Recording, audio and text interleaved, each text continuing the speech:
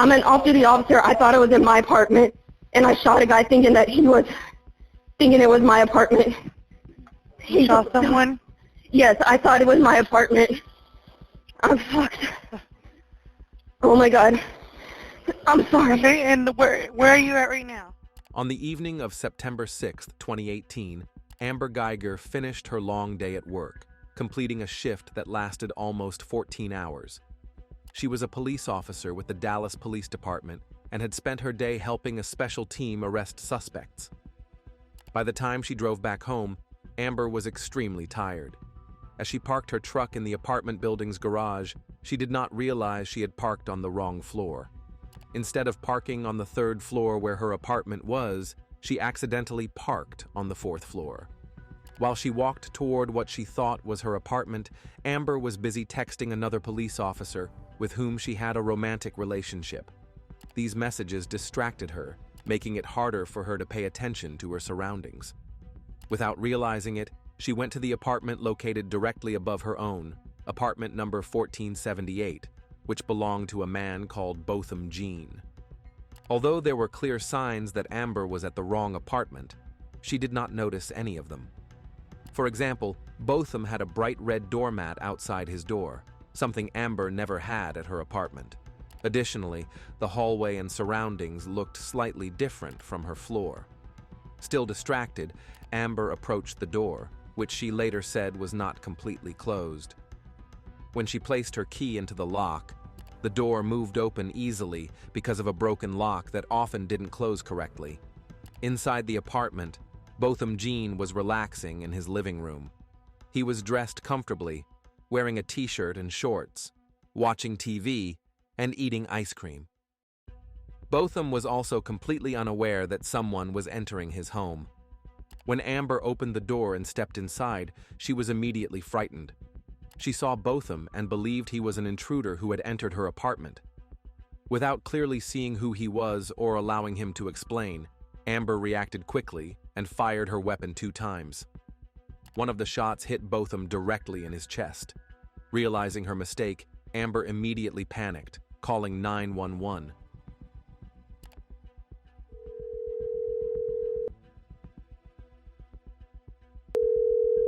Get up, man. Dallas 911, this is Carla. Where's your emergency? Hi, this is off-duty officer. I need EMS. I'm in number. What's your address? Do you need police as well or just EMS? Yes, I need both. Okay, what's the address? I'm at apartment number 1478. I'm in 1478. And what's the address there? It's 1210 South Lamar, 1478. Yeah. What's going on? I'm an off-duty officer. I thought it was in my apartment, and I shot a guy thinking it was my apartment. You shot someone? Yes, I thought it was my apartment.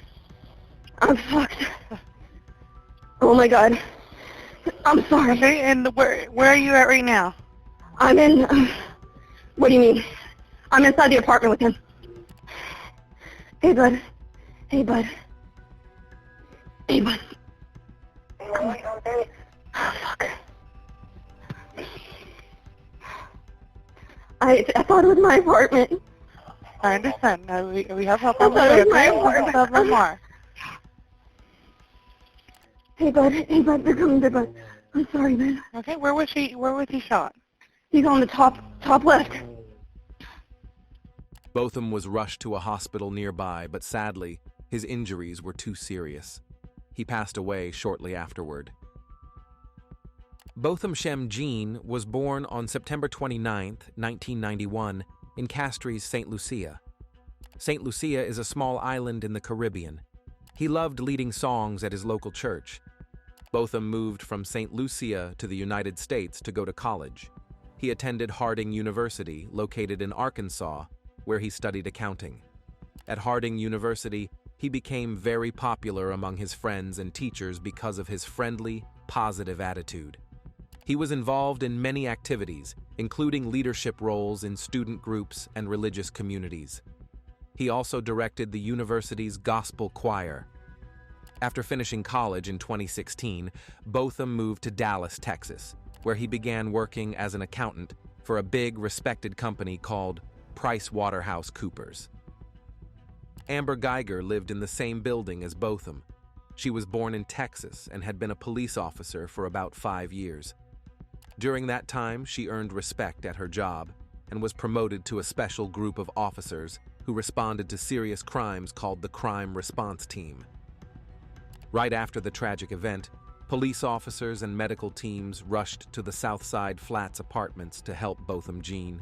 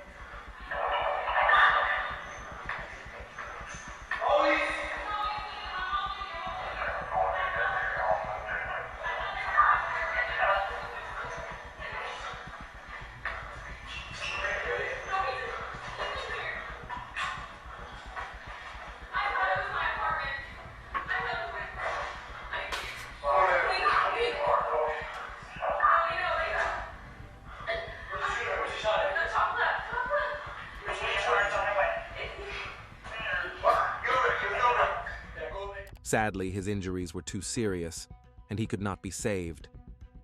The police interviewed Amber Guyger, who appeared extremely upset and confused, repeatedly telling officers that she believed she had entered her own apartment. She explained many times to emergency responders, "I thought it was my apartment," showing clear distress and panic. Hey guys, I'm Dave Armstrong with the Texas Rangers, Ranger Laura Simmons. Before we get started, let me go ahead and read your Miranda rights, okay? You have the right to remain silent and not make any statement at all, and any statement you make may be used against you at your trial. Understand that? Any statement you make may be used as evidence against you in court. Understand that? Yes, sir. You have the right to have a lawyer present to advise you prior to and during any questioning. Understand that? If you're unable to employ a lawyer, you have the right to have a lawyer appointed to advise you prior to and during any questioning. Do you understand that? Yes. And you have the right to terminate the interview at any time. Understand that? Okay. And these are your attorneys here, right? Yes. Would everybody identify themselves for me for the record? John Snyder, SNIDER. Robert Rogers. Hey, can I get your name and date of birth? Amber Guyger. He did start an aggressive. He started going, hey, and to me, you're yelling at me like, oh, you're about to kill me. You're about to do something. Good. In my home, there's an intruder. Mm-hmm. You're not listening to me. You're moving around. You're in the back towards the window, and then you advance towards like the front near the counter. So I still can't see your hands. You're not listening to me. You're gonna kill me. And their reaction, if you get caught, oh hell, I'm getting out. You're the one that's gonna be out of luck, I guess. Like I would have been the one that would have died. I thought he was gonna kill me. I really did. You holstered up and walked me through that from there. After I shoot, I still have my gun out. I walk midway into the countertop island, and I see he's down. So I get on my knees and holster up, calling 911, trying to do compressions and stay on the phone with 911. I'm telling him, I'm sorry. I didn't mean to. I'm like, hey, bud, stay with me. I told us. But I kept on. I thought it was my apartment. I thought it was my apartment. It was my apartment.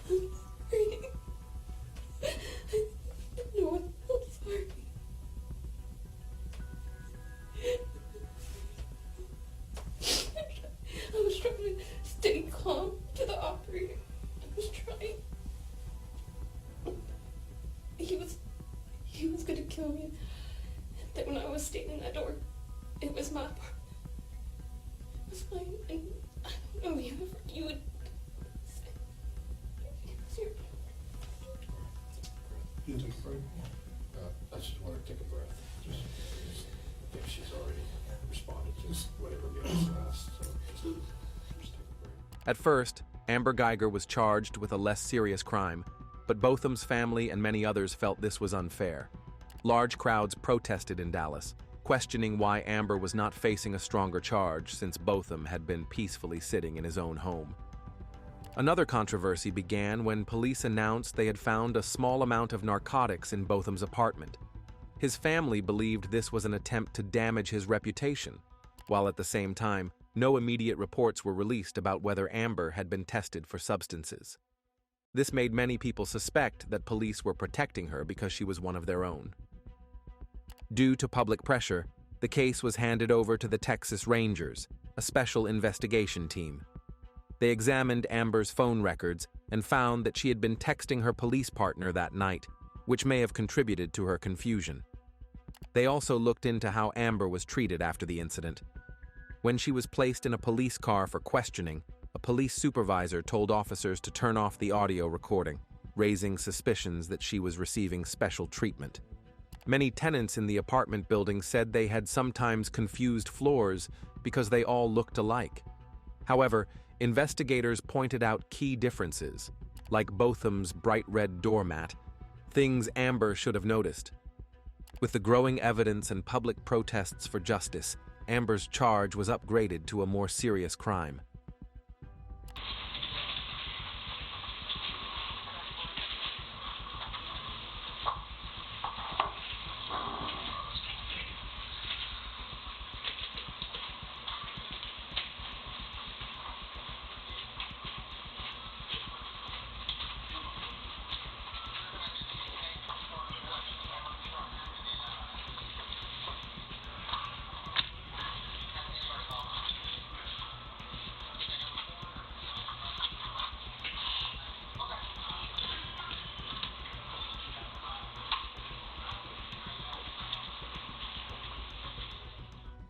Amber Guyger's trial began on September 23, 2019, in Dallas, Texas. Because the case was widely known, many people across the country watched closely, waiting to see if she would face serious consequences. Prosecutors spoke first, arguing that Amber made reckless choices the night she entered Botham's apartment. They explained that police officers are trained to stay calm and assess situations before acting, but Amber fired her weapon without understanding what was happening. They also showed text messages she sent to her police partner just before the shooting, saying she was distracted and not paying attention to her surroundings. They pointed out that she ignored obvious signs like Botham's bright red doormat, proving she was in the wrong apartment. Amber's lawyers told a different story. They argued that she was extremely tired after a long shift and truly believed she was entering her own apartment. When she saw Botham, she thought he was a threat and reacted out of fear. They claimed she acted in self-defense, meaning she believed she had to protect herself. Amber testified in her own defense, crying as she told the jury she never meant to harm an innocent person. She said she wished she had lost her life instead of Botham. While her words made an emotional impact, prosecutors argued her explanation was not believable. All right, you also indicated that you've never done CPR before. No, I have not. But you were trained to do CPR in the academy, were you not?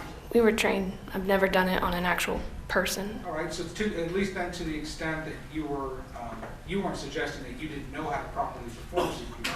They taught us briefly in the academy. You knew how to perform CPR properly, right? I never done it on a person. I couldn't say Ms. Guyger, were you trained to do CPR properly? Yes, we were. Okay, were you at those classes? Yes, I was. Were you paying attention during those classes? Yes, I was. Did you properly perform CPR on Mr. Jean? No, I did not. And you could have, right? I tried to do a little CPR. Why would you try and do a little CPR on a man who's dying who needs your full attention?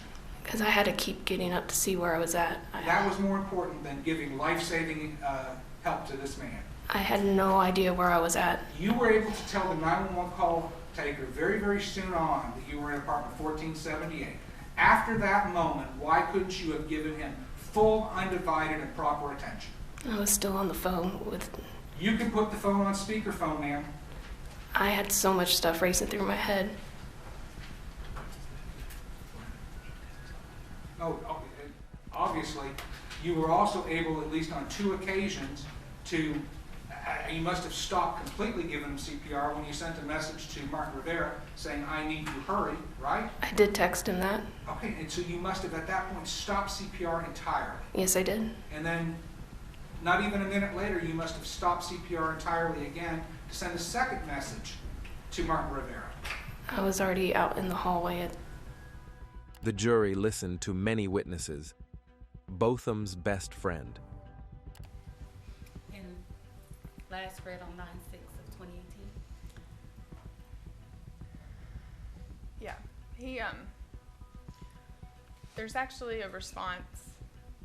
All he said in response was LOL at 7 p.m. on September 6th.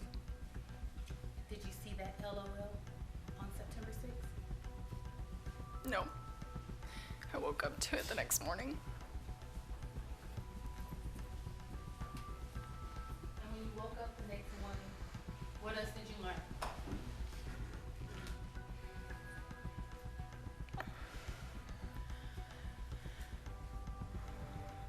I got a phone call about 6 in the morning.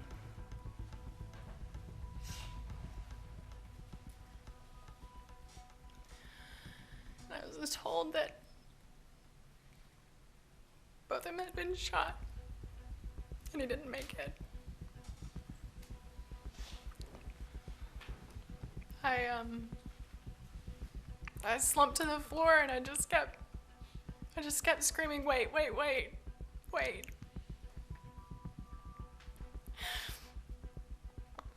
I hung up the phone and I called Botham 7 times. And there was no answer.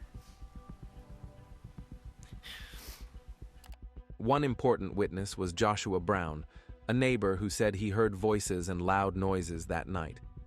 Later, Joshua was killed in a separate, suspicious event, which raised even more public concern. One unexpected moment in the courtroom surprised many people. Botham's younger brother, Botham Jean, needed to talk. I don't want to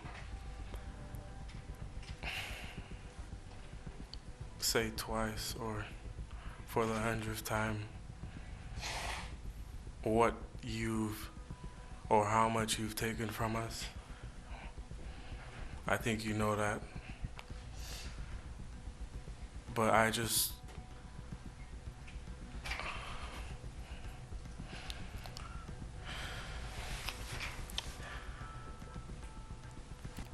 if you truly are sorry, I know I can speak for myself. I forgive you.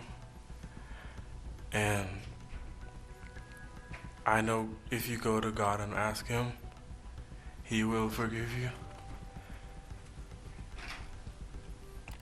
And I don't think anyone could say it. Again, I'm speaking for myself, not even bad for my family. But I love you just like anyone else.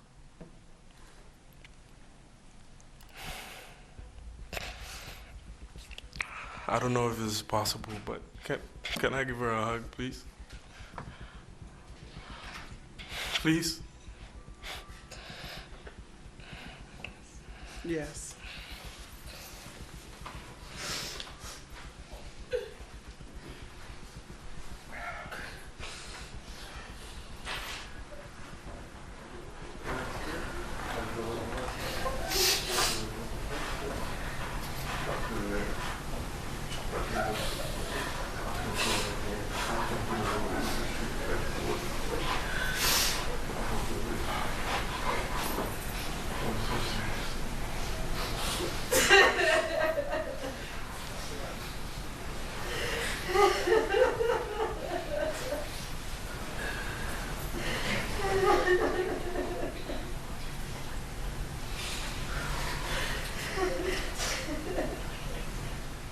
While this act of forgiveness touched many and even made the judge cry, Botham's family made it clear that forgiveness did not mean Amber should avoid punishment.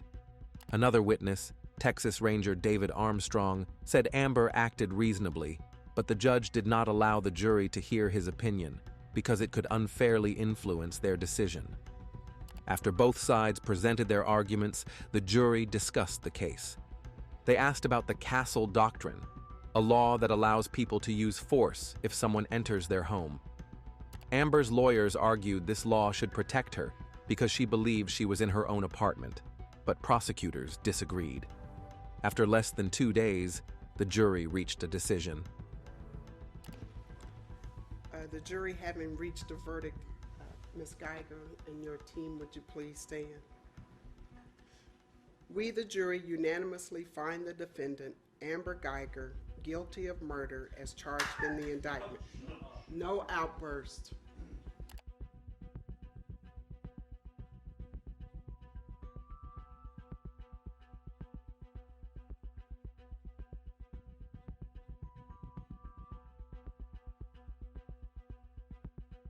This was unusual because police officers are rarely convicted in similar cases.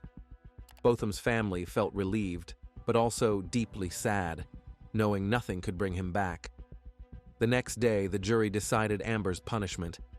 Prosecutors asked for 28 years in prison, Botham's age if he had lived that year. Instead, the jury sentenced her to 10 years. Yesterday, we saw the conviction of Amber Guyger, and today we heard the sentence of 10 years in prison. That 10 years in prison is 10 years for her reflection and for her to change her life. But there is much more to be done by the city of Dallas. The corruption that we saw during this process must stop. And it must stop for you. Because after now, I leave Dallas, but you live in Dallas. And it must stop for everyone. The contamination of a crime scene that we saw coming out of this case is one that must never happen again. That's right. The poor training or the poor use of what should have been training is what we see coming out of this case. Yes. That should never, ever happen again. Amen. And if this was applied in the way that it ought to have been taught, my son would have been alive today. If Amber Guyger was trained not to shoot in the heart, my son would be standing here today. He was no threat. He was no threat to her. He had no reason to pose a threat to her because he was in his own apartment, in his sanctuary, in the place in which he paid a lot of money to be in. He paid rent to be there. He had every right to be there in whatever state he was in. Yet still, his privacy was violated. Amen. She intruded on him. Yes, she did. And that was not enough. She killed him. There was sworn testimony that revealed things during this trial that gave me concern. What you saw and heard was disheartening. And I can only imagine the community's perception of who we are as a Dallas Police Department, and if we're truly honest with one another, what law enforcement is or who law enforcement is across this country. What I can say is that the testimony that came out in this trial is not reflective of the men and women of the Dallas Police Department. I stand before you today fully committed to making the changes that need to be made. I'm committed to leading a city that will have the trust of the community. All of the things that were heard and brought out during the trial will be turned over to the Internal Affairs Division, and all of those things will be under investigation. Amber Guyger and her lawyers tried to challenge the decision. They argued that she had made a mistake and did not deserve such a harsh punishment. They believed the jury did not fully consider how tired and confused she was that night. However, every time they appealed, the courts rejected their request. Even Texas's highest court refused to change the sentence. Her lawyers then asked the U.S. Supreme Court, but they also declined. This meant Amber had to serve her full 10-year sentence. At the same time, Botham Jean's family took legal action of their own. They filed a civil lawsuit against Amber, asking for financial compensation for their pain and loss. In November 2024, a jury ordered Amber to pay almost $100 million to Botham's family. The family said they would use the money for charity through the Botham Jean Foundation, which helps others in Botham's honor. While Amber was in prison, she became eligible for early release after 5 years. In 2024, she had her first chance to ask for parole. The request came on Botham's birthday. In the end, Amber's request for early release was denied, and she remained in prison. However, she will be able to ask again in 2026. Botham's family has promised to keep fighting to make sure she serves all 10 years. After his loss, important changes were made in his honor. Botham Jean Boulevard in Dallas was created and will always remind people about Botham. The Botham Jean Act helps protect people in Texas by requiring police officers to keep their cameras turned on during important investigations. Botham Jean's family keeps his memory alive through the Botham Jean Foundation, which continues to help others. Botham's kindness, talent, and respect for people made him special, and this foundation makes sure his kindness lives on. May Botham Jean rest in peace. Thank you for watching this video until the end. Don't hesitate to leave your opinion about the case below, and I will see you next time. Stay safe.